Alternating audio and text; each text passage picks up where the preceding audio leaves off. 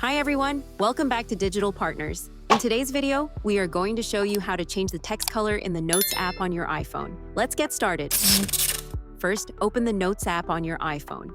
Once inside, you will see all your existing notes. Tap on the note where you want to edit the text. Select the text you want to change the color of. A menu with different options will appear. Swipe right across these options until you find the AA button at the bottom left corner and tap it. Now, look at the bottom right corner and tap on the color icon.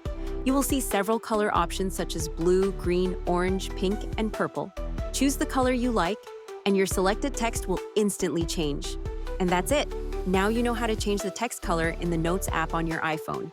We hope this tutorial was helpful. If you have any questions, feel free to drop them in the comments. Don't forget to like, subscribe, and hit the bell so you won't miss our upcoming tutorials. Thanks for watching Digital Partners, and I'll see you in the next video. Bye.